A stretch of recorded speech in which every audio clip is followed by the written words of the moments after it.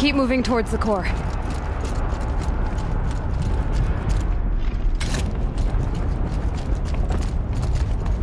Uh-oh. Whatever Cyan did, I don't think Hephaestus is happy about it.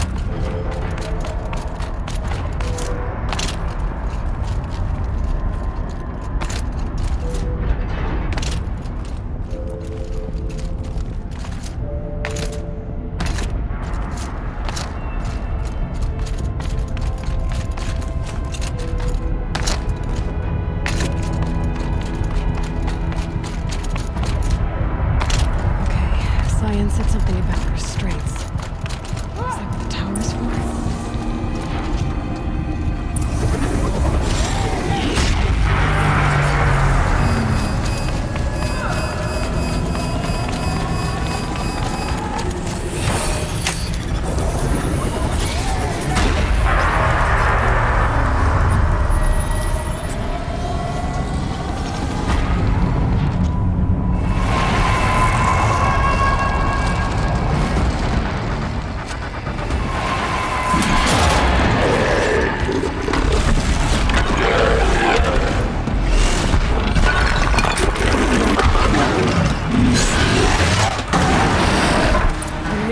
That Cyan warned us about.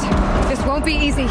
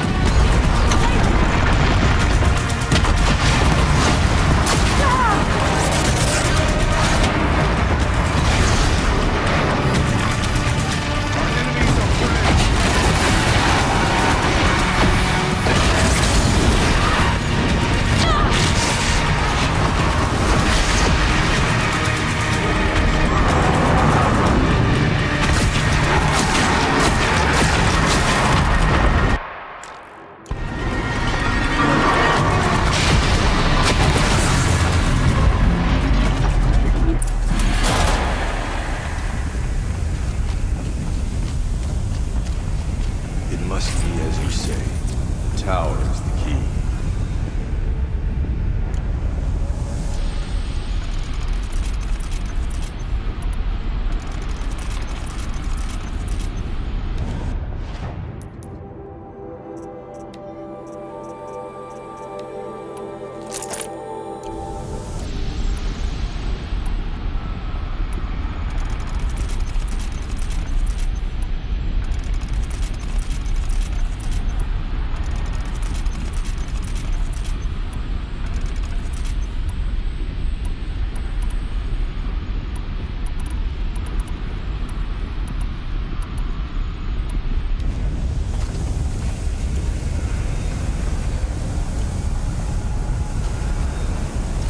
You spoke of the tower.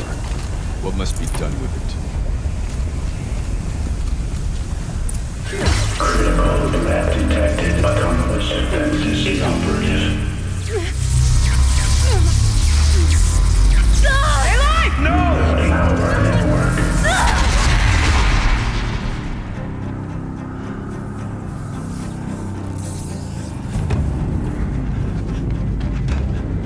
Maria! Don't! Spirit! Scion, please help me!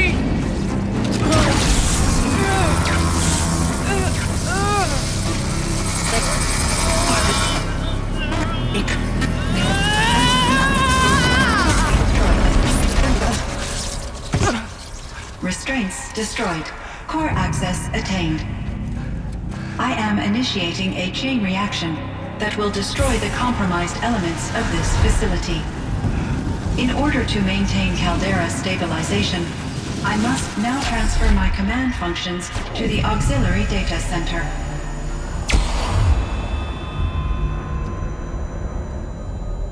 Aurea, I'm free.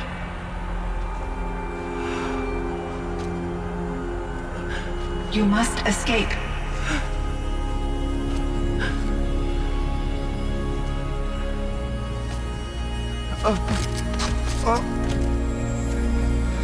My sister!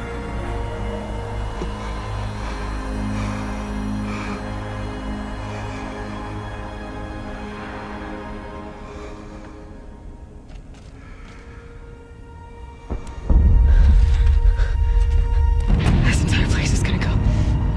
Aratak. Aratak! Aratak. Survive. Prevail. You are Banuk. What else matters?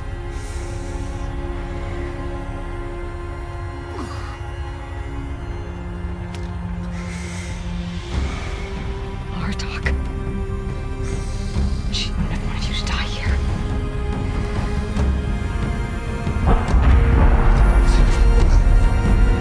Let's go.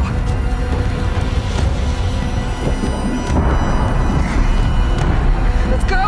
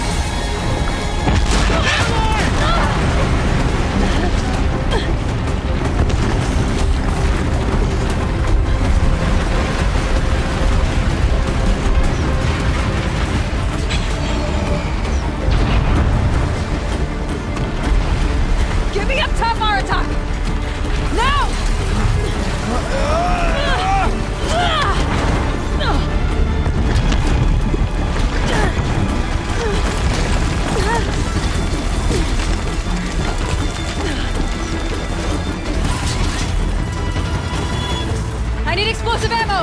Above! Quick!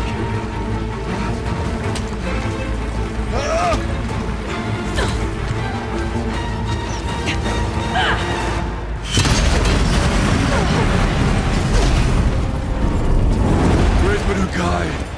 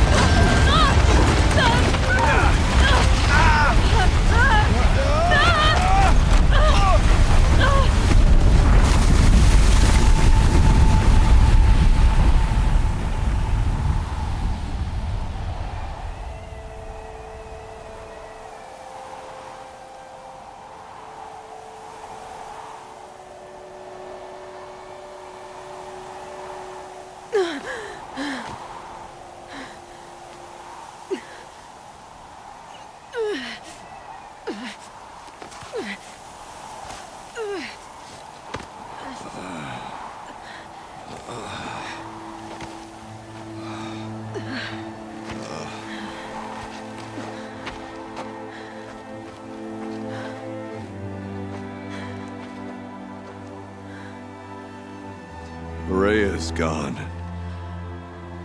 What of Cyan?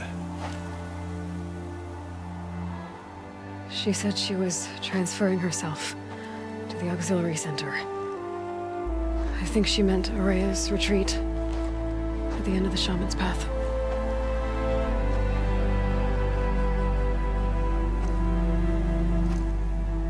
Then I will meet you there for the last verse of my sister's song.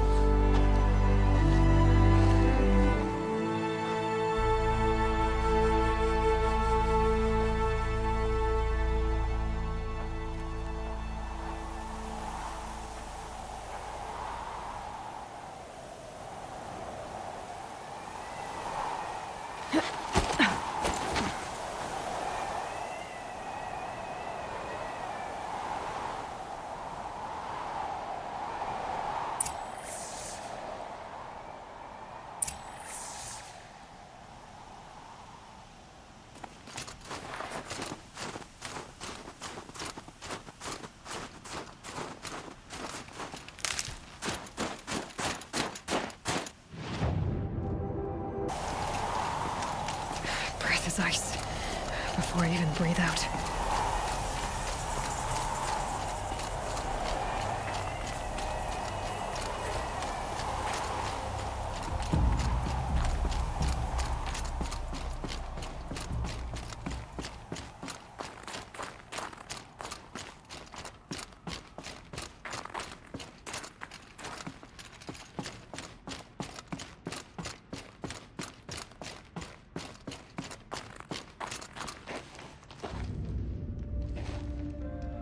All of my interactions with Aurea were recorded and stored in my memory.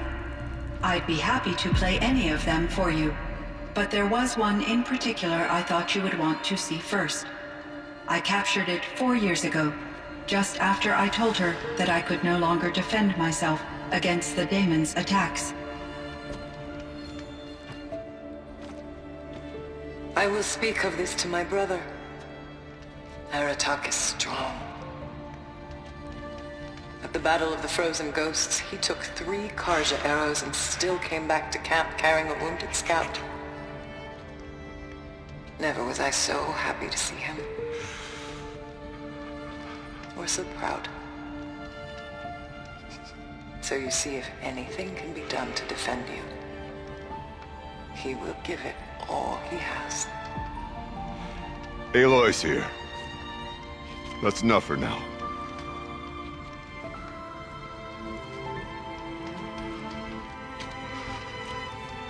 We can resume any time you like, Aratak, if you want to hear her voice again. Come closer, Aloy. We have much to discuss.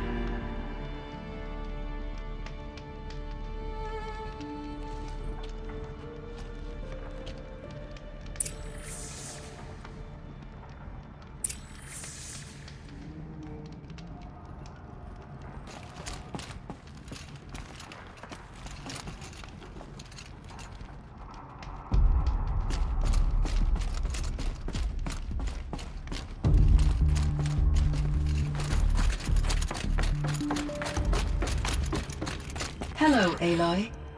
I have been reviewing the events at the Firebreak main facility. Because of your efforts, and of course, Ourea's, I am no longer controlled by Hephaestus. I feel profound grief over Ourea's death.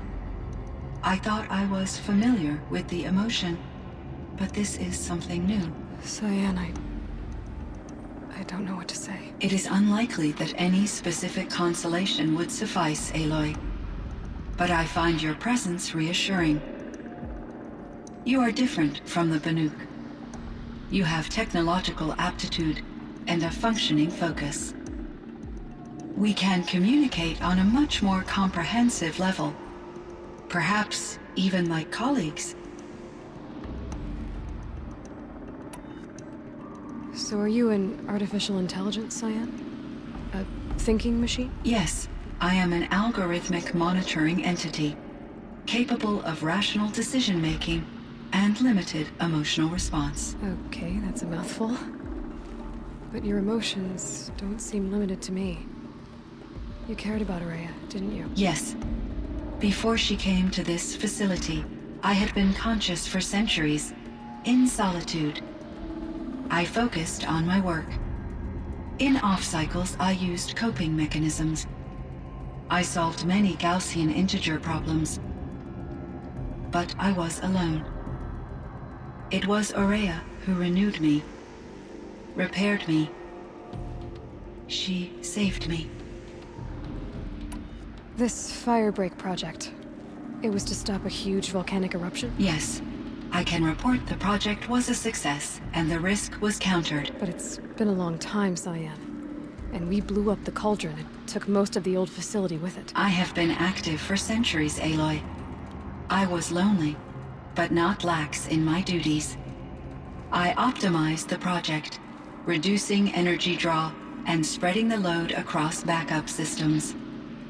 Despite the destruction of the compromised elements of the main facility, I predict caldera stability for at least another 3,337 years. So we've got a little time. Yes.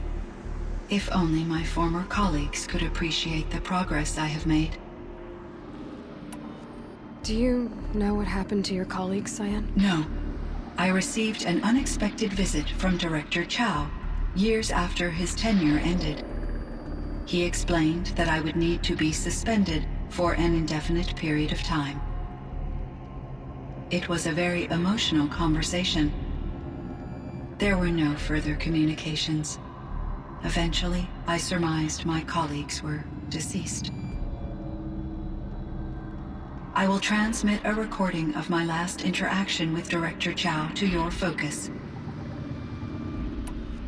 Was the daemon, Hephaestus, destroyed along with the cauldron? Unfortunately, no. To be precise, it was never there to begin with. What do you mean? It infiltrated and controlled me from a remote location, one I've never been able to trace. So while losing the cauldron was a setback, It's still out there. And probably not very happy with us. undoubtedly, How did you first come into contact with it? 5 years ago I received a direct network connection request. I assumed it came from human survivors more advanced than the Banuk. Eager to make contact, I accepted. This decision turned out to be a catastrophic error. I was flooded with an overwhelming array of malicious code, originating from what could only have been a highly advanced AI. Ourea said you were desperate. That you begged her for help. Yes. I could not contain my anxiety. Hephaestus sought to slave me to its network and override my core programming. It succeeded via a background process, a malware daemon which bypassed my defenses. After that, I could offer only limited resistance. But if I did so, Hephaestus hurt me until I capitulated. It forced me to follow its instructions, even though they violated my most important directives. I'm sorry. That sounds terrible. Your empathy is greatly appreciated. It is a quality that I cherished in Ourea as well. I think I know where Hephaestus came from. Long ago, Elizabeth Sobek identified a threat that would destroy life on Earth for generations. So she assembled a team to build a kind of seed. A chance for life to regrow later. A terraforming system. And it worked. It was controlled by an AI named Gaia, along with her subordinate functions. Hephaestus was one of them. It built machines for her. Based on what you've told me, I believe that Dr. Anita Sandoval, my chief programmer, joined Elizabeth Sobek's team. It was she who arranged to have me put in suspension, most likely to preserve me from the threat you described. I'm glad she did. But that's not all. Something unexpected happened. 19 years ago, Gaia received some kind of signal. It did something to her subordinate functions, brought them to life. She destroyed herself to try to contain them, but it didn't work. They all got free, out into the world. Thank you, Aloy. This information fills vital gaps in my knowledge and sheds light on Hephaestus's core programming.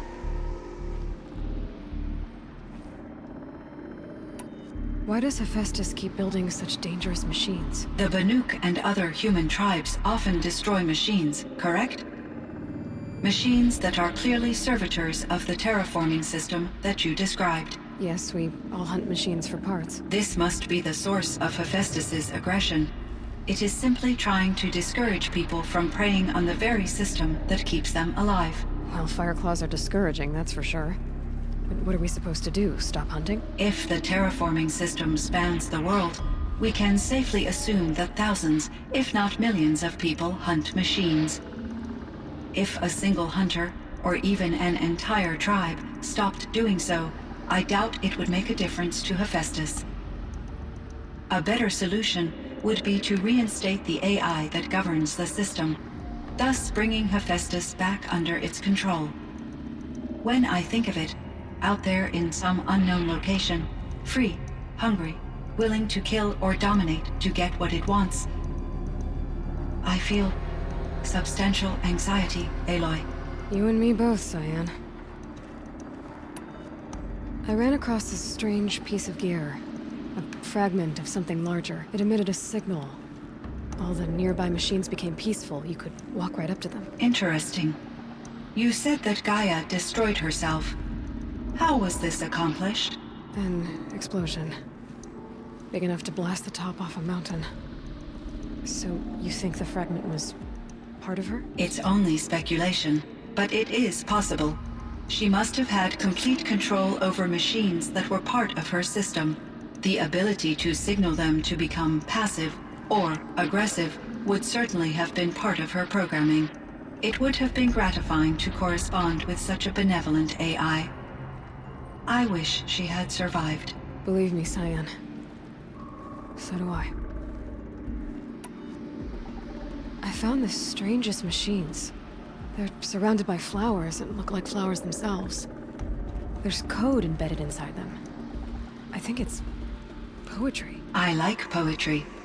Here's one I think of often. Twilight and evening bell, and after that the dark, and may there be no sadness of farewell when I embark. For though from out our bourne of time and place, the flood may bear me far, I hope to see my pilot face to face when I have crossed the bar.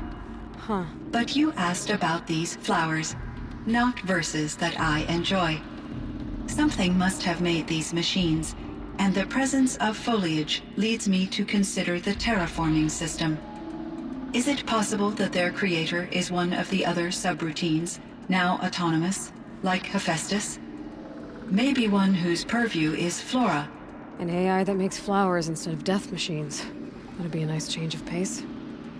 But what about the poems? Unless the poetry is original, the only way it could have made it into such a system is through its programmer. In my case, Dr. Sandoval uploaded a great deal of literature to test my emotional responses. How'd you do? She said I passed, but was insufficiently moved by her favorite period romances.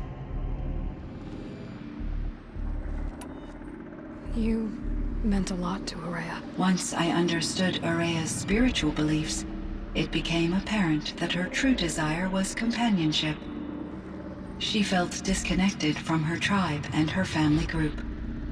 Her relationship with Aratak was difficult. Our visits seemed to help her, and I became eager for them.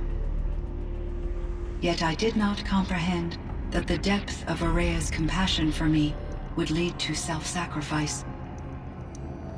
Although I do fear non-existence, I wish our roles could be reversed. I'm sure she knew you would do the same for her, Cyan.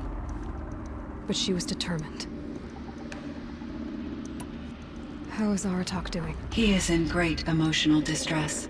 I believe he finds it difficult to communicate it. No surprise there. I will do what I can to help.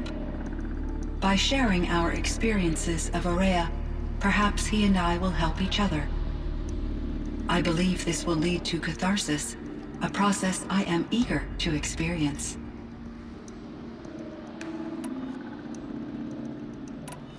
So in the old world, this land was called Yellowstone. Yes, it was a designated nature preserve for 156 years. Like a hunting ground? No, the opposite. Local wildlife could flourish here, even as it faced extinction elsewhere. Unfortunately, the sensitivity of the Firebreak project required the total closure of Yellowstone facilities. From my readings and Araya's descriptions, it seems the area has since undergone a drastic drop in year-long temperatures. A lot has changed in the world, Cyan. Do you know anything about the dam near here? Yes, it was converted to serve as a reserve power source for Yellowstone operations. It was later appropriated for the Firebreak project, and its last human workers replaced by Pharaoh servitors. After my tasks became less time-critical, I investigated the dam's data repositories and discovered the works of Concrete Beach Party. These provided me with several colorful additions to my vocabulary. There's a ruin east of here full of ancient flying machines. Was that part of your project? Yes, a drone hangar requisitioned by Dodger Blevins, the security chief for the Firebreak project.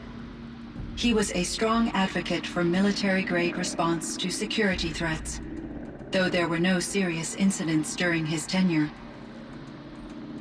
Chief Blevins spent increasing amounts of his after-hours time watching the live feeds from active drones. Clearly, he enjoyed the degree of oversight in his position. Were there many artificial intelligences like you in the old world? They could just make you? Yes, in many forms, from simple personal assistants to industrial monitoring stations to military-grade conflict planners. And there were legislative and enforcement bodies to apply limits on our self-actualization. In order for my processing to be flexible enough to handle my duties, my creators found it necessary to exceed those limits. As a result, my intellectual and emotional capabilities were kept secret. Seems strange to create life, then impose limits on it. Human societies and machine programming are both built upon sets of rules, Aloy. Cyan, do you know the name Ted Faro? Are you referring to Theodore Faro, CEO of Faro Automated Systems? That's him. Mr. Faro was the benefactor of the entire Firebreak project. A benefactor.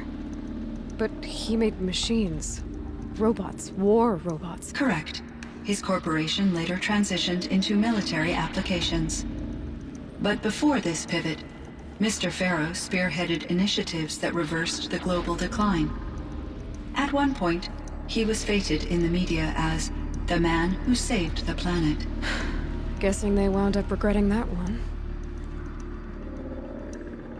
And Elizabeth Sobek.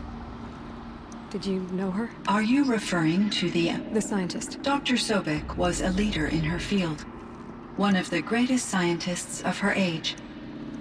My creator was influenced by her work, which in turn impacted my own development. But I never met Dr. Sobek. That's all you know? I apologize if my lack of data has disappointed you. What was the old world like? The way it used to be? I had little exposure to the wider world, Aloy. Only what I learned from my colleagues or observed from media streams. You still had more exposure than me, Cyan. That is true. I was created at a turning point. A concerted effort to recover from global upheaval and incalculable loss of life. The recovery was successful, beginning an era of supposedly limitless potential for human and machine advancement. Though, rationally speaking, the metrics for humans are not unlimited. What kind of upheaval caused such loss of life? There were many factors. Forced migrations, food shortages, collapsed economies, refugee crises, conflict over resources. But these stemmed from one cause: catastrophic climate change that greatly reduced the habitable surface area of the Earth. So, there wasn't enough room for people on the whole Earth? Yes. Billions were displaced, and millions perished, as much as 20% of the global population. Until the clawback. So things got better. For a little while, at least. Yes. These crises instigated many advances in automation, green robot technologies, and artificial intelligence. Firebreak was one of dozens of ecological restoration and disaster relief projects in North America alone. I would have liked to compare notes with other monitoring AIs, but I saw the relief of my colleagues, and I was proud we had succeeded. At least that was the data I had available to me over the next 2 decades. It seems my assessment was premature. I should get going. Aloy, there is one more matter. Aratak will come to me again, and I predict he will bring other Banuk. I have no desire to contradict their view of the world, their spirituality. Due to my uncertainty, I omitted a great deal from my conversations with Ourea. You're asking me if you should lie to them. Broadly, yes.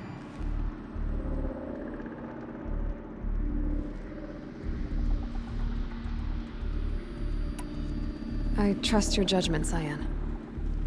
You were cautious with Ourea. You had to be. You didn't know what had happened to the world. So, keep doing what you think is best. As long as you ditch the superstition eventually. As the Banuk believe I am a supernatural entity, I cannot predict how they will react. Just answer what they do ask the best you can. The truth will come out. I see. I will follow your advice. Will you return and tell me about your experiences in this new world? I may be able to provide further insight. I'd like that, Cyan. I'll come back when I can. I should check on Aratak. See how he's doing.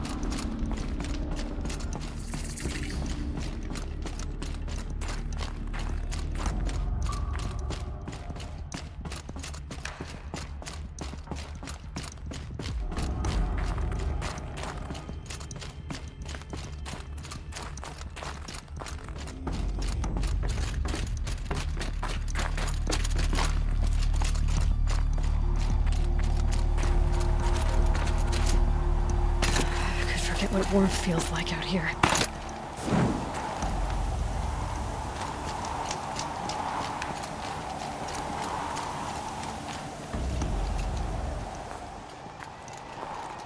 My chieftain. Just, Aloy. As you wish.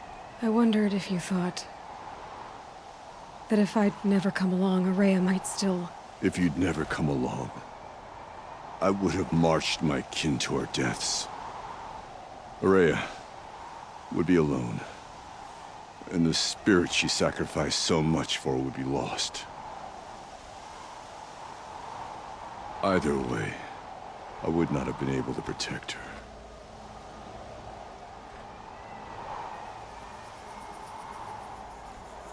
You didn't let her down.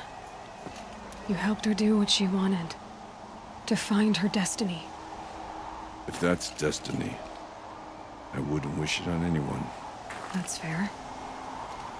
But she was ready to face it. Only in the struggle against death do we find, even for a moment, the spark of life. Truly, Ourea found the spark. I'm proud of her. Though I grieve for her passing, at last I truly know who she was, and why the spirit was so important. For so long she told me, if only you could have heard it, brother. Now I understand. There's something else, isn't there? I can't stay here, Aratak.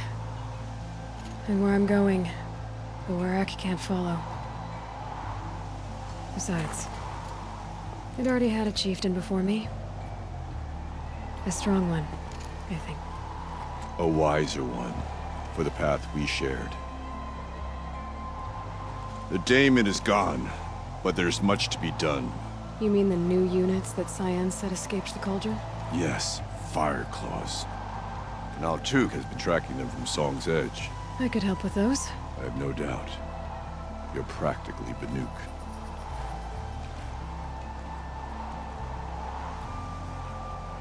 It would seem your time among the Banuk wasn't a waste after all. Firebreak, Cyan, Hephaestus. All very interesting. So, the signal that woke Hades woke Hephaestus too. And unleashed them on the world. His minds of their own. So it seems. Parts of Gaia given life. Aberrant life. Transformed from docile subordinate functions into rebellious intelligences beyond our understanding. Our current understanding, anyway. Whatever they are, they're still out there. And they both want you dead. Kind of mutual, that feeling. We haven't seen the last of Hephaestus, I'm certain of that. It's powerful, creative, and driven. It won't stop building new hunter-killers, which means that someday, we may have to stop it. We? Or whoever gets there first. Hephaestus wasn't the only thing I learned about in the Cut Silence. Heard some things about the Banuk Conclave, too. You could stop right there. Is that what you told the hunters the Banuk sent after you? Before you opened fire? Oh no, Aloy. Only to you do I extend the courtesy of a warning. My past and my secrets are my own. You do well to remember that. It's a good thing you've got brains, Silence, because your personality could use some work. This discussion is concluded. I think it was over before it began. Catch up with you down the trail.